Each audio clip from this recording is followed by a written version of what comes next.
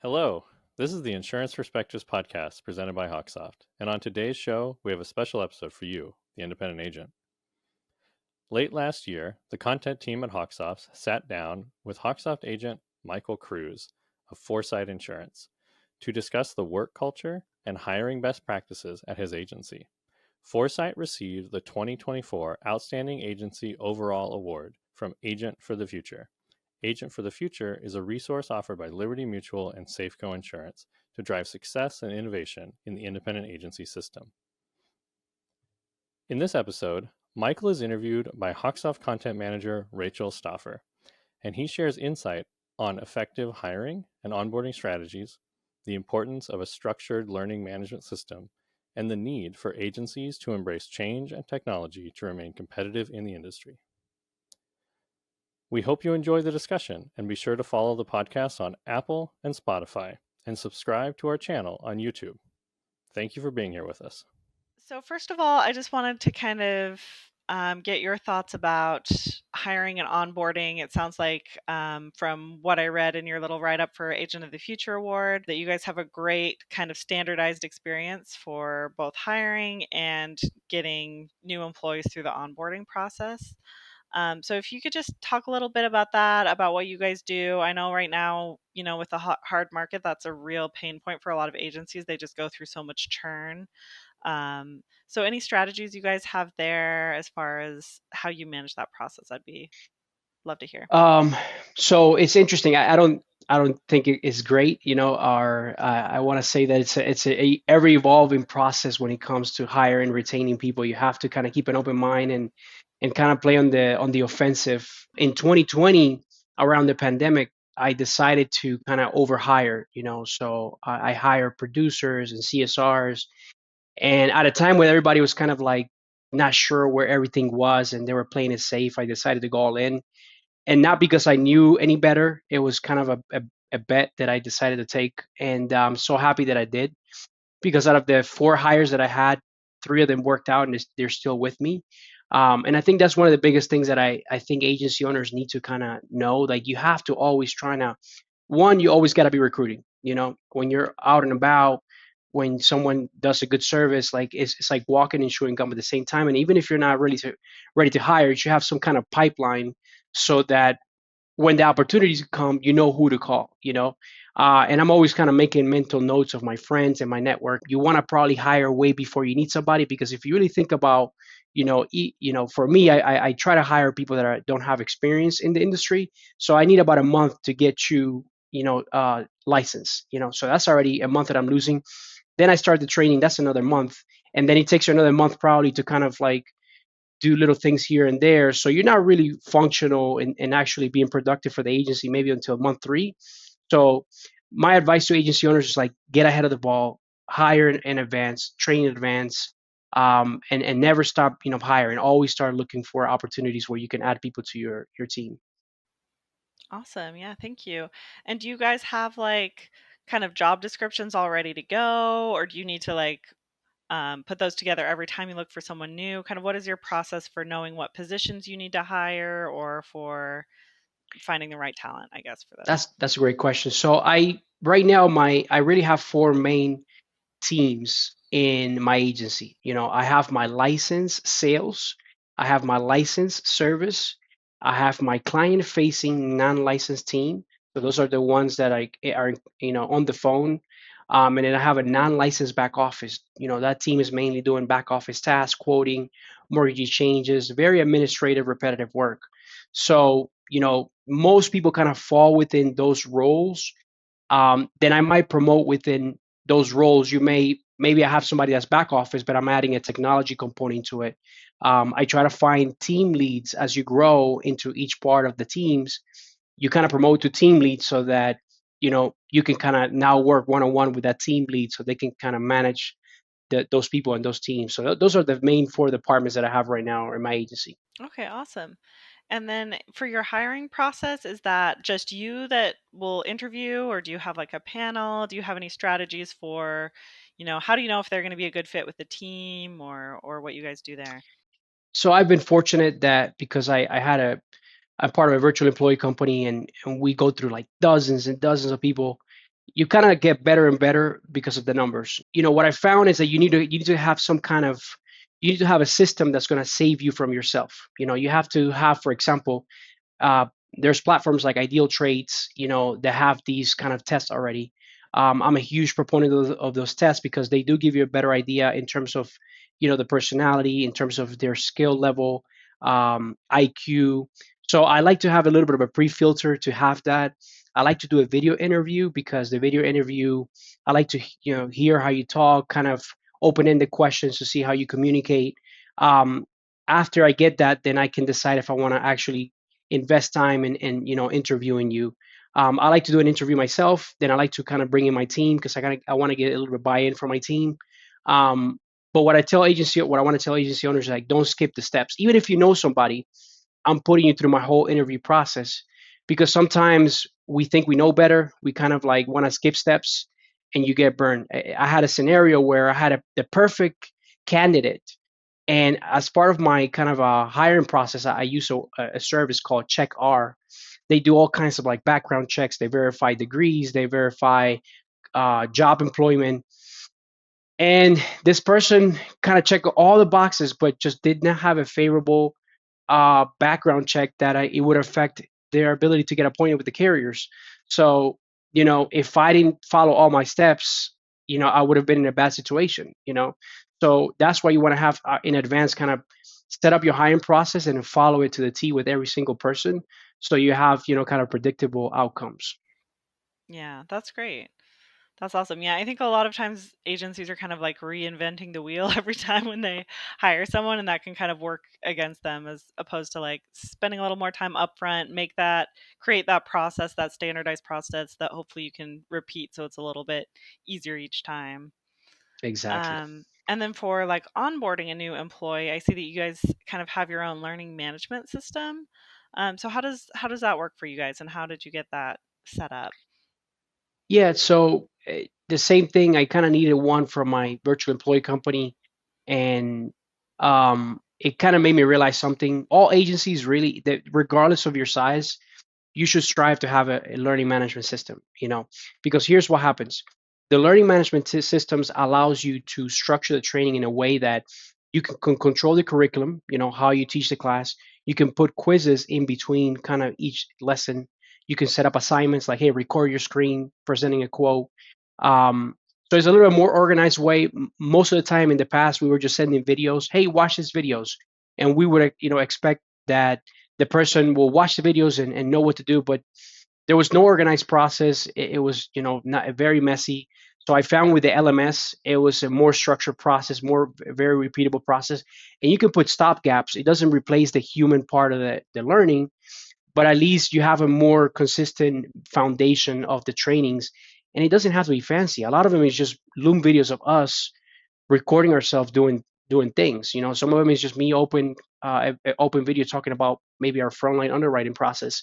Um, it's a monster of a job. I will say that it's not an overnight project, but you kind of it's like a marathon, right? Every month you kind of block an hour and you do a little bit here, a little bit there, and over a year you're gonna have a few lessons, and now your next hire, you're ready to onboard him, and it's a little bit more streamlined process. That's awesome. And so do you have just one system for all employees, or do you have them kind of tailored for those four different categories you mentioned? How do you kind of handle that? Yeah, right now I'm working on the lesson banks. So the lesson banks are basically like classes, and I'm going to be able to, let's say you're a licensed CSR, then I don't need to train you on the sales process.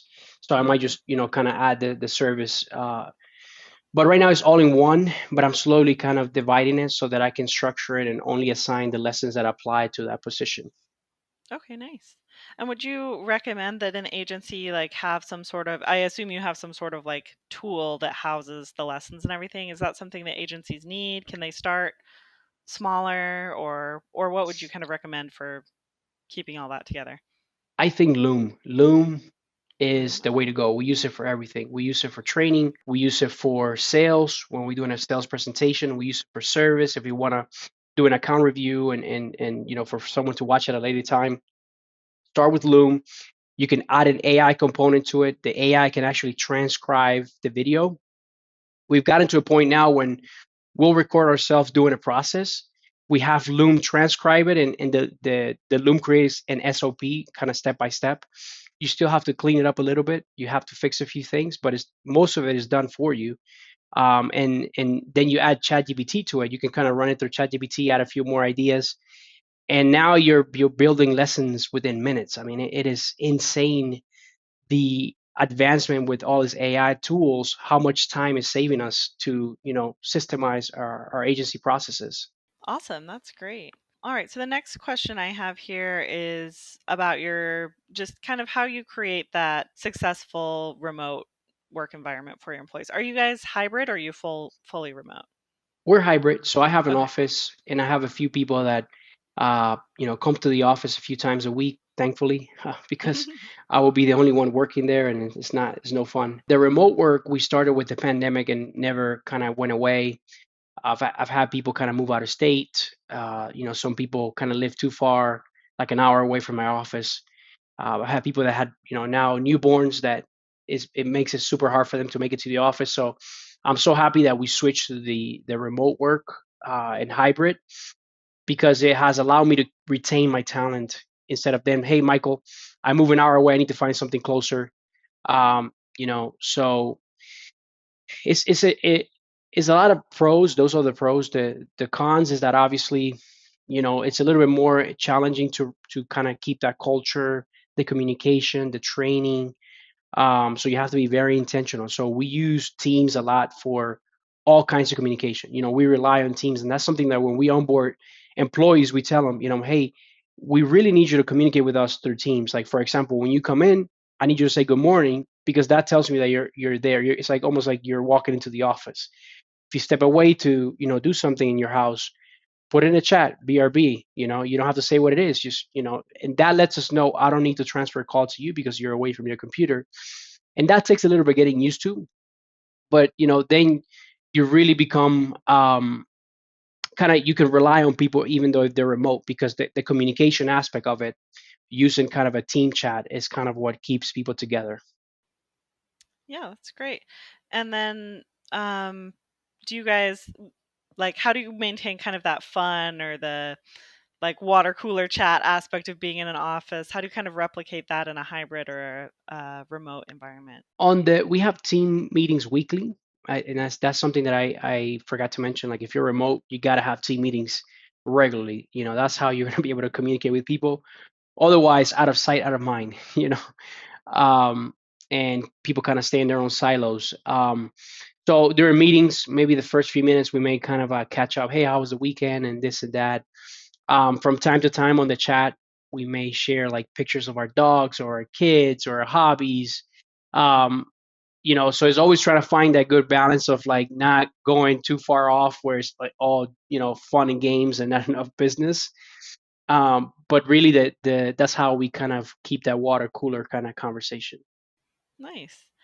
And then what would you say to agencies who maybe have fear about going remote or um, trying that setup? Like how can they help overcome that fear or the obstacles they may feel they have going to a more remote or hybrid environment? Well, first, let me say this. I was looking for a CSR this year. I talked to a recruiting company. One of the first questions they asked me, is your position remote or is it in the office? Because I can tell you right now that 95% of my applicants, they all want remote work. So if you don't are not open to remote work, you're already kind of shutting down a huge pool of candidates, and you're also tied to your geographic location. So I will say that's one of the biggest things you have to think about. Um, and all I can say is it is going to be challenging. Training someone remote versus in person is more challenging. But at this point, it's really not an option. It's you really have to do it at this point, and it's just a matter of building systems around it to make the most of it. And you're gonna find great people. You're gonna find great people, and they're gonna help your business. What's the alternative? You're not gonna find somebody because if you ever try to put an ad out and try to get a CSR right now, it's extremely difficult. And when you do find somebody, they want a lot of money, and sometimes that amount of money doesn't necessarily mean a good product or a good service for the agency. So um, yeah, that you have to be open to it. You're not going to have an option, and the sooner you accept that reality, the better. I wanted to talk a little bit about just how you maintain kind of that staff satisfaction and morale, especially in hard market conditions. I see that it looks like from that Agent of the Future article that you guys have moved to like a 4-day work week. So if Yep. you want to kind of talk about that or anything else that you feel has helped you guys kind Yeah. of adapt there. Let me paint a picture for you. It was beginning of the year. Um, the staff burnout was real. You know, morale all time low. Even myself, like, everybody was just, so exhausted mentally. People were, being so rude to us because they just didn't know how to react. They would get this, either they would not get non renewed, or they get these really like unseen rate increases. And I just didn't know what to do. I didn't know what to do, and I kept breaking my head. And that's when I kind of started digging myself into this 4-day work week idea, because I found that, working less um, provided people an opportunity to kind of, get a break in between the week. So I started digging, around probably March into this idea. I searched everywhere. There was nothing that kind of gave you a roadmap on how to do this thing.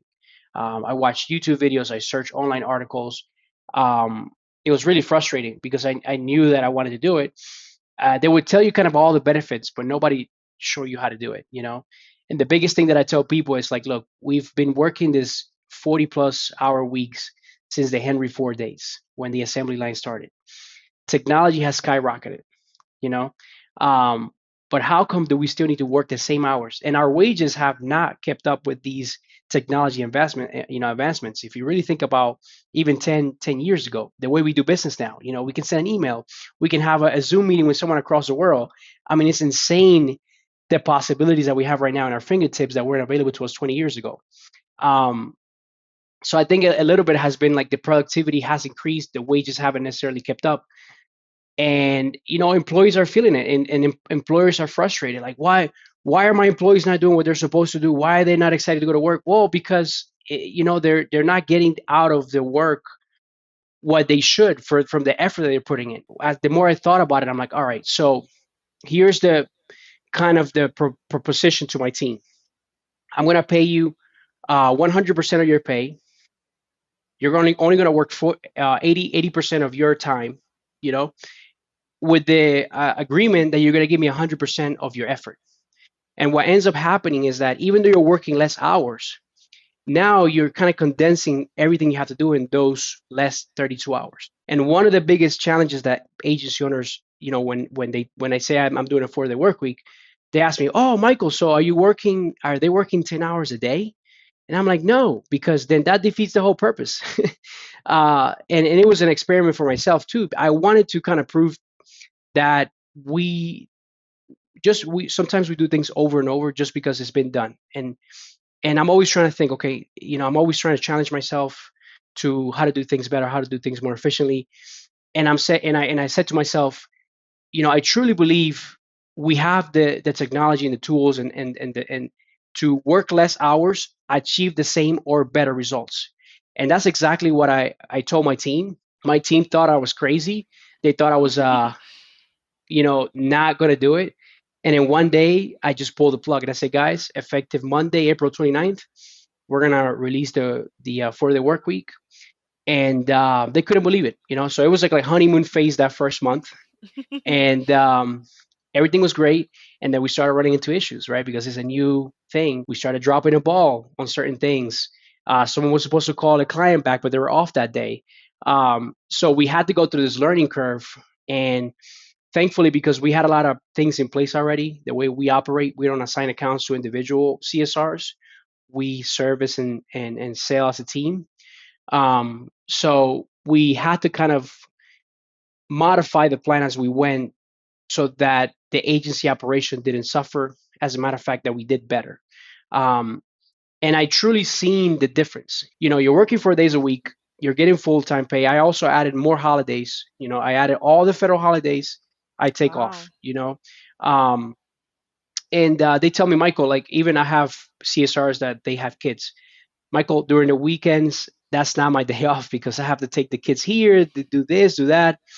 But when the kids are in school and I'm off on a Tuesday or a Wednesday or a Thursday, that's my day. I can actually do stuff. I can do laundry. I can go out to a coffee shop. I can go to the beach. I can do whatever I want to do. That's my true day off. So it's been quite fascinating to see that. And we started it back in May, really. And we're still, we're still strong. I would love to in the future kind of talk a little bit more about it because I do think there's a lot of opportunity for us as an industry to implement that. And I'm sorry that I probably went on a little bit too long on that, but No, that's great. It's awesome to hear about your experience doing that and how it helped you guys. And the only other thing I would ask is how do you kind of monitor satisfaction? Do you have like quarterly surveys you do, or do you do check-ins with employees? How do you kind of monitor how satisfaction or how career progression is going with your employees? yeah. So I mean, other than one way, we just ask, right? So we kind of ask, hey, how's it going? And that's how I got all these stories. We do use an MPS through our HR platform called Bamboo HR. Um, so I don't know if it's every quarter, every 6 months, it does send kind of an MPS. um, Oh, and it's pretty nice. high. It's close to 80. So, Wow. I think for the most part, everybody's really happy with it. Obviously, and the whole thing is like what I try to tell my employees is not a gimmick, right? I'm not here to do that just to say that here's a perk for working at Foresight. Like I truly believe in it. And as a matter of fact, I didn't do it myself this year, but I will start in January to add myself to the rotation, so I can start getting those benefits as well. Nice. And then I see that you guys have had you guys set up kind of career development plans for your employees. It says you guys have career development plans, mentorship plans, and leadership training. Do you want to talk a little bit about kind of how that works and how you map sort of the trajectory for your employees? That's still in the works. We don't have Okay. nothing set in stone. Um, but kind of what I'm thinking is, for example, that it starts with the team leads. So adding team leads and then also kind of creating task force within my agency. So for example, like if I see somebody has a knack for technology, kind of adding that technology, role to their position. If someone has a likes to teach, then we can kind of say, hey, you're kind of the learning and development person. So I think kind of finding people's strength and then having that strength help the agency overall. But I think it all starts with team leads. Right now, one of the biggest things that I'm working on is share inboxes. So basically, kind of reassigning tasks based on teams and having the teams collaborate within themselves to redistribute the work. Because what happens with workloads, the challenge with the assignment by name or whatever it is, you're not maximizing the full capacity of your entire team because there's days that one person's going to be maxed out. There's days they're going to have nothing to do. So you're going to face burnout from the staff. So the way to do it, in my opinion, is that you kind of let the team redistribute the tasks because some tasks, even though one person might have gotten three tasks, those three tasks might have taken only 2 minutes, and maybe this one person had one task, but it's a complex task that takes multiple steps. But we don't know that if I'm distributing the task or if I'm only assigned by last name or whatever it is. So that's why we need to kind of empower teams to work within each other to redistribute tasks as the volume comes in. Oh, that's a great way to model things and to think about it. Is there anything else that you want to discuss or mention that you feel like has led to really this growth and success that your agency has seen? Any other strategies or things you would recommend for agencies? I think the biggest thing I would say is that for the work week, really considering that as an agency, that I feel like moving forward, that's going to be, as an industry, we're struggling to find people and retain people. It is a very tough industry, and then sometimes we haven't done the best job at kind of advertising all the benefits that this industry has. So I really believe like if we as an industry kind of lead that for the work week, I think that'll be kind of an attractive thing. And we're set up that way that I believe that if we do things the right way, we can actually accomplish it. And I will say is like the biggest thing that I want agency owners to know, like you got to keep an open mind. You got to keep an open mind, and you have to be willing to make changes. I think a lot of people kind of now confuse technology with the shiny object syndrome, and I completely understand that, right? But if you're not willing to take a risk on a technology tool, on a new process, how are you going to evolve? You do need to kind of do the same things and kind of have consistency around your processes and things like that. But you also have to look for ways to continue to grow and kind of find solutions before even if it's not an actual problem. And that's what we found with the switch to HawkSoft. And I do want to give you a plug because my team, I had been with my old management system for many years, and it was a system that worked.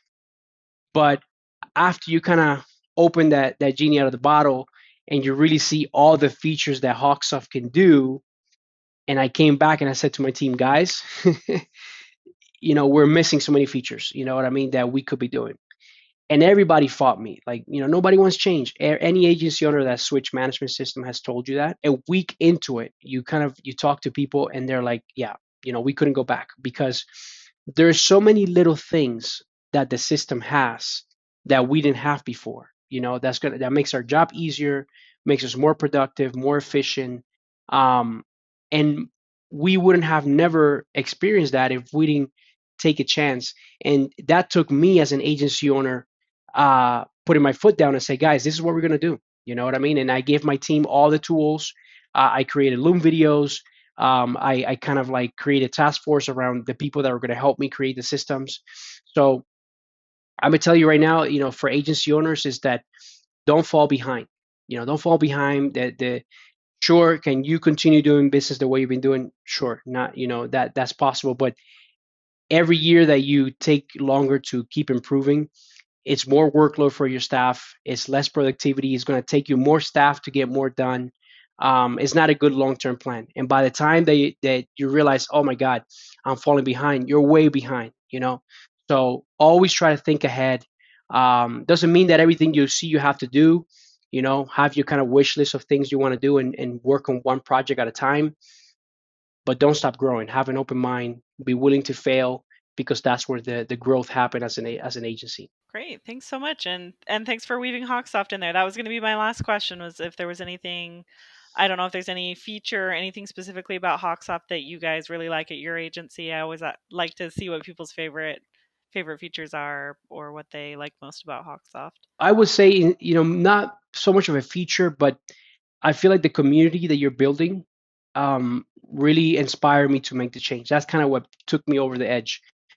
The fact that you're doing in-person meetings, in-person conferences, you're doing the podcast, you're having this Facebook community, you have this place where you can kind of share ideas on how to improve things. It really it put a face to the company, where I feel like a lot of tech companies, unfortunately, they either grow too big or the service is non-existent. And I feel like you guys are operating like a really large company, but with a small town feel of a company. And I just want to say thank you for that. And that's really what got me over the edge to switch to HawkSoft. And I want to give anything that I can to give back to the community. And that's why a lot of times what I want to tell people is when you get feedback, don't give feedback in a way that's condescending and this, like try to wait, because it's tough for the development team to make these changes overnight. You know what I mean? And what I try to do is kind of say, hey guys, here's kind of what I think that could improve. But I think a lot of people is just very quick to judge and give bad feedback in a way that doesn't sound very nice. So to people, if you want to give feedback in a way that's constructive, that's polite, and also like give feedback that they can use. Don't just say the problem. Give a solution. Think about that. So I will say that HawkSoft listens. I've seen it in a short period of time with all the things. I'm trying to get as involved as I can in the Facebook group and the community ideas. The system is just quickly evolving. You see it almost every week. Yes. A new thing comes up. So keep it up, and I really appreciate the help from the HawkSoft family. You guys are doing an amazing job in helping us because God knows we need it. This is an industry that it requires so many systems, so many little things. Just clients think that one simple phone call is one simple phone call. No, one simple phone call is me pulling up your account in HawkSoft, pulling up in the carrier, confirming this, confirming that, note this, note that. So our job is really hard. So you guys make it easier with all the tools and things that you're coming up with. Awesome. Thank you so much. We really appreciate that, and great to hear that's what we hear from customers is a lot of times like the features are great. A lot of management systems have most mostly the same features. Some will have differentiation, but where we really try to differentiate is just in the feeling and how people feel when they work with us, and having human connection in that. So that's great to hear. The biggest thing is, we got to get closer to finding a way for the systems to talk to each other, so we don't have to enter information in 3 different systems and go to different places to go find information. And I feel like we're getting closer to that. I think little by little, you see it with all the connections you guys have, with the agency Zoom, with the Adapt API, with the client circle. All that really helps us kind of. I think that the agency management system is kind of the base of the agency. People try to get away from it. Some of the core functions that you need, that's what it's there for. And there's a lot of players that come in talking big game and can deliver, because you really need somebody that's been doing this for a long time, that really understand this industry, and that's in it for the long haul. Because if someone comes in, they want to build it up and then try to sell it, it's going to show in the product. And I feel like Yeah. It's seeing harder Paul. than it looks on the surface to do all of the things an agency management system does. Oh my It's God. And definitely, yeah. the fact that Paul Hawkins goes to these meetings, I mean, that speaks volumes, and that he's so involved. I feel like he's like Warren Buffett in a way, still in the trenches. So really thankful for everything that HawkSoft is doing. Thank you for watching today's episode. Click the video description below to learn more about our guests and to view the latest podcast episode, as well as other content from HawkSoft. We appreciate you watching and hope you join us next time on the Insurance Perspectives podcast. Thank you.